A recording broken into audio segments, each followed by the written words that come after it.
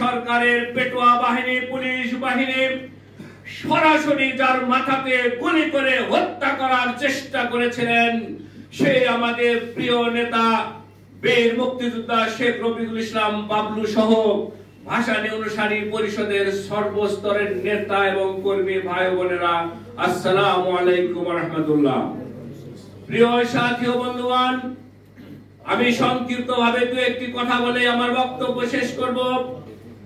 এই বাংলাদেশ শুধু নয়, ভারতীয় উপমহাদেশে যিনি কৃষক, শ্রমিক, মেহনতি মানুষের ভাগ্যকে পরিবর্তন করার জন্য বিভিন্ন সময় রাজপথে লড়াই করেছিলেন, যিনি শিশুকাল থেকে কিশোরে পৌঁছার পরেই ওই দেওবন্দ থেকে লেখাপড়া করে ফিরে কৃষকদেরকে যে অত্যাচার নির্যাতন করত জমিদারেরা, সেই জমিদারদের বিরুদ্ধে রুখে দাঁড়িয়েছিলেন, যার ফলশ্রুতিতে বাংলাদেশের একাধিক জেলা থেকে তাকে বহিষ্কার করা হয়েছিল। তিনি গিয়ে আশ্রয় নিয়েছিলেন আসামে। সেই আসামের কৃষক, শ্রমিক, মেহনতি মানুষের দুঃসময়ে পাশে দাঁড়িয়ে কাঁধে কাঁধ মিলিয়ে তাদের অধিকারের জন্য সংগ্রাম করে অবশেষে একটি দল গঠন করেছিলেন। সেই দলকে আসামের রাষ্ট্র ক্ষমতায় বসিয়েছিলেন, কিন্তু নিজে ক্ষমতা গ্রহণ করেন নাই। প্রিয় সাথী ও বন্ধুগণ, শুধু তাই নয়, পরবর্তীতেই ব্রিটিশ বিরোধী আন্দোলনের ফসল হিসাবে তখন ভারতীয় উপমহাদেশ দুটি ভাগে ভাগ হয়েছিল, একটি পাকিস্তান আর একটি ইন্ডিয়া। সেই পাকিস্তানের যে রাজনীতি, সেই রাজনীতিতে তিনি ছিলেন এক অবিসম্বাদিত নেতা। তিনি একটি দল গঠন করেছিলেন, আওয়ামী লীগ। সেই দলকে রাষ্ট্রীয় ক্ষমতায় বসিয়েছিলেন। আমি আপনাদের কাছে প্রশ্ন করতে চাই, পৃথিবীর এমন কোন নেতা বা মহানায়ক আছেন যিনি দল গঠন করে সেই দলকে রাষ্ট্রীয় ক্ষমতায় বসানোর পরে নিজে প্রধানমন্ত্রী বা প্রেসিডেন্ট হন না? এইরকম নজির কিন্তু পৃথিবীর কোথাও নাই। কিন্তু উনি আসামেও প্রধান দায়িত্ব পালন করেন নাই। আবার বাংলাদেশের যখন তিনি কাকমারি সম্মেলন করেছিলেন, তখন তার হাতে গড়া দল, সেই দল পাকিস্তানের রাষ্ট্র ক্ষমতায় ছিলেন, অথচ তিনি প্রধানমন্ত্রী বা প্রেসিডেন্ট কোনো পদই গ্রহণ করেছিলেন না।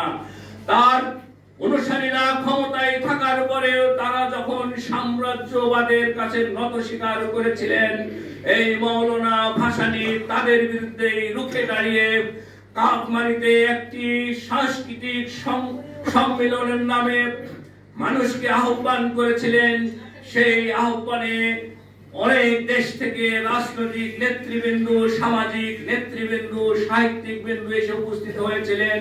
6 তারিখ থেকে 10 তারিখ পর্যন্ত তিনি সাংস্কৃতিক সম্মেলনের মাঝখানে সম্মেলন করেছিলেন। প্রিয় সাথী ও বন্ধুগণ, সেই সম্মেলন থেকেই মৌলানা ভাসানী পাকিস্তানকে সালাম জানিয়ে পাকিস্তান ভাঙ্গার দামামা বাজিয়ে তুলেছিলেন এবং বাংলাদেশকে স্বাধীন করার যে দৃঢ় প্রত্যয় সেটি ঘোষণা করেছিলেন। আমরা ব্যক্তহীন ভাষায় বলতে চাই, ইতিহাসকে যেভাবেই লেখা হোক না কেন, মৌলানা ভাসানীকে বাদ দিয়ে বাংলাদেশের সঠিকার কোন ইতিহাস লেখা হতে পারে না।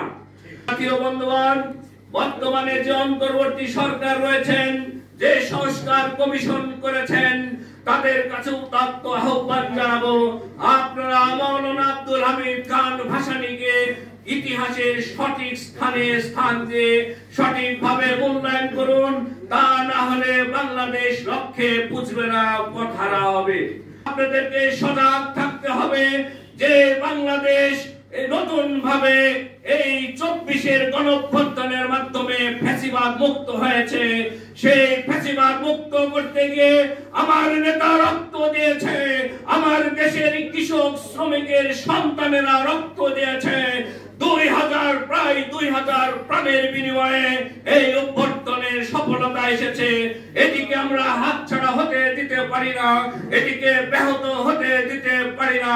আমি বলতে চাই, এই ফ্যাসিবাদের পক্ষে যারা কথা বলছেন, বিভিন্ন কারণে তারা বিভিন্ন সময় ওই ফ্যাসিবাদের দালালি করেছেন। আমরা 17 বছরে আপনাদের ইতিহাস ভুলে যায় নাই।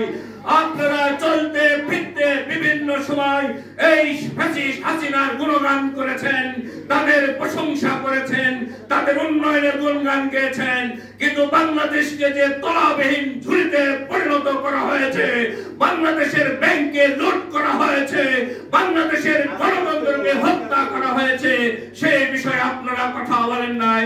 সুতরাং আগামী দিনের বাংলাদেশ হবে শোষণ মুক্ত বাংলাদেশ, আগামী দিনের বাংলাদেশ হবে ফ্যাসিজম বিরোধী বাংলাদেশ, আগামী দিনের বাংলাদেশ হবে সুজলা শস্য শ্যামলা ন্যায় নীতির ভিত্তিতে পরিচালিত একটি বাংলাদেশ।